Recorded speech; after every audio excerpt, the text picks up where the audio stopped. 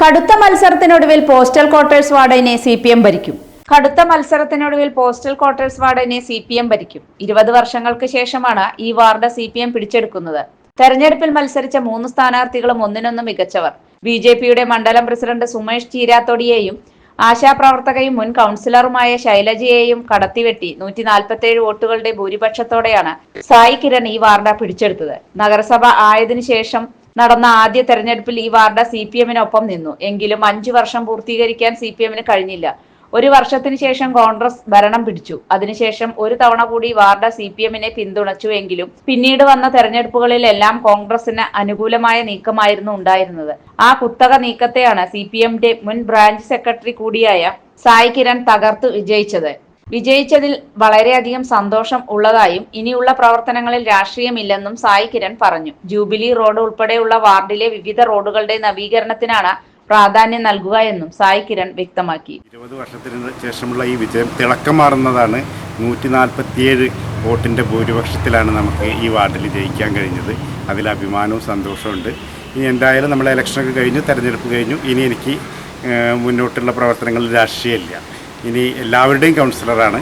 അപ്പോൾ ഇനി വാർഡിലെ വികസന പ്രവർത്തനങ്ങളിൽ എല്ലാവരെയും ഉൾപ്പെടുത്തിക്കൊണ്ട് നല്ല രീതിയിൽ മുന്നോട്ട് പോകാനും ഈ വാർഡിനെ ഏറ്റവും മികച്ചതാക്കാൻ വേണ്ടിയിട്ടുള്ളതാണ് ഞാൻ ആഗ്രഹിക്കുന്നത്. അതിന് നമുക്ക് പ്രധാനപ്പെട്ടൊരു വിഷയം നമ്മുടെ ജൂബിലി റോഡ് നവീകരിക്കുക, മുന്നിലുള്ളൊരു പ്രധാനപ്പെട്ട വിഷയം അതാണ്.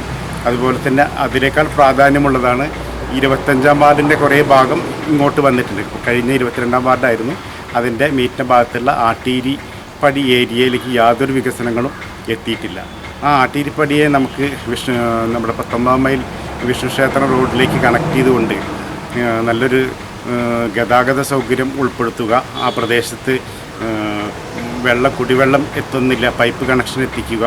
അതുപോലെ തന്നെ നമ്മുടെ നീലികാവിൻ്റെ ഭാഗത്ത് നിന്ന് 19-ാം മൈൽ ഈ ആട്ടീരിപ്പടിയിലേക്കെല്ലാം കണക്ട് ചെയ്യുന്ന റോഡ് എല്ലാം കണക്ട് ചെയ്ത് കൊണ്ട് വന്നാൽ നമുക്ക് ജൂബിലി റോഡ് മുതൽ ആട്ടീരിപ്പടി, അതുപോലെ തന്നെ നീലികാവിൻ്റെ റോഡ് ഹൈവേയിലേക്ക് കണക്ട് ചെയ്യുന്ന ഭാഗം, ലക്ഷ്മി നാരായണ പടി ആ റോഡ് വരേക്കൊക്കെ കണക്ട് ചെയ്താൽ ഒരു തീരദേശ റോഡ് പോലെ നന്നായൊരു റോഡ് കൊണ്ടുവരാൻ കഴിയും.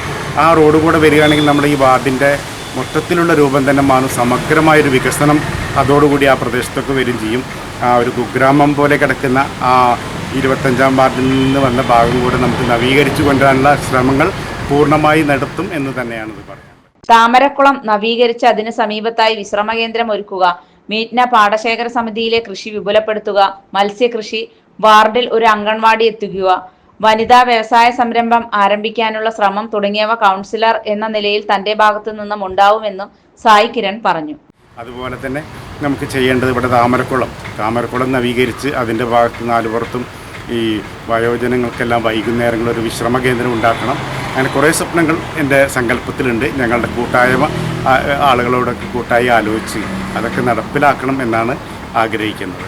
അതുപോലെ തന്നെ ഏറ്റവും വലിയ പാടശേഖര സമിതിയാണ് മീറ്റ്ന പാടശേഖര സമിതി. ഈ പാടശേഖര സമിതി ഒരു ഏകദേശം 10-20 വർഷം 2 പതിറ്റാണ്ടായിട്ട് വർക്കൊന്നും നടക്കാതെ കൃഷി ചെയ്യാതെ തരിച്ചായി കിടക്കുകയായിരുന്നു.